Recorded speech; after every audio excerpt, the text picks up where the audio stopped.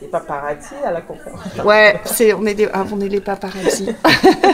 Et Dounia Moutseb, est-ce que je peux vous demander de vous présenter? Moi, je viens d'assister à votre talk, votre présentation que j'ai trouvée très conceptuellement très efficace et très intéressante, très fine.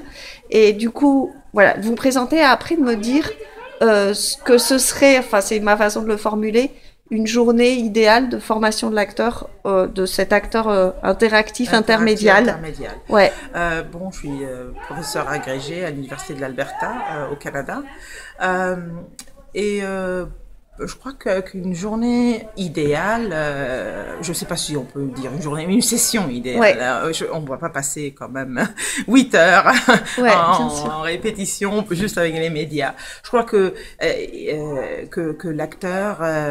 les acteurs puissent manipuler le matériel vidéo parce qu'un théâtre écranisé et des écrans théâtralisés ne sont pas si divisés que ça, au fait. Et donc, si on transforme l'acteur en producteur de médias, en manipulateur de médias, il aura une meilleure relation au produit final qui va s'en sortir. Donc, s'ils savent de quoi a l'air une vidéo, quand ils sont derrière la caméra, ils auront une meilleure relation à ce qui se passe avec les spectateurs dans la salle.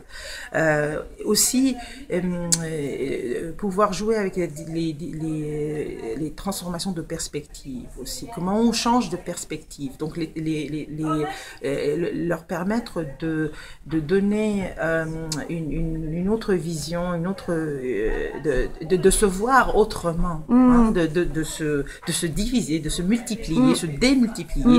Et de se voir autrement. Quand on fait ce genre d'exercice en entraînement classique, n'est-ce pas, de comment on peut créer un personnage autre, mais ce n'est pas uniquement créer à l'intérieur, c'est créer l'extérieur et créer les conditions de perception externe qui leur permettent de voir autrement, non seulement d'être autrement. Donc c'est un peu l'idée de cette intermédialité du jeu ou du jeu intermédial. Et ne plus séparer le metteur en scène enfin déhiérarchiser cette relation. Donc, il n'y a plus ce vidéographe qui va les filmer et ensuite nous donner une perspective sur eux. C'est eux qui pourront s'auto-représenter, s'auto-voir. Donc je crois que ça c'est important.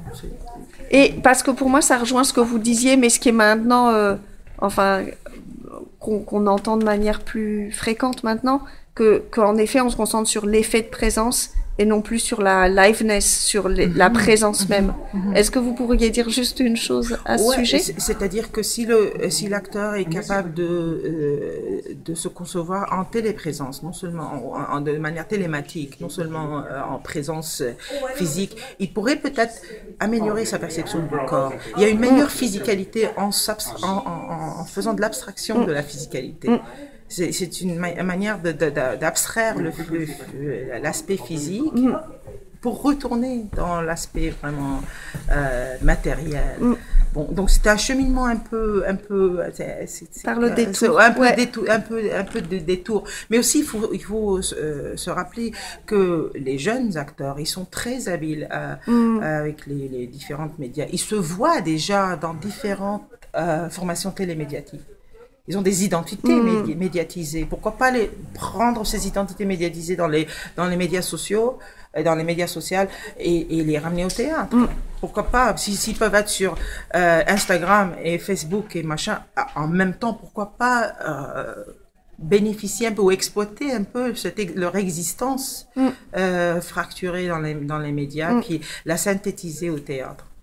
Ça aussi, parler leur langage. On n'est pas bon. Enfin, il y a quand même des différences de génération là, mais pourquoi pas? Et puis ils nous apprennent beaucoup aussi, hein, les jeunes acteurs, comment exister comment exister sans être intégral.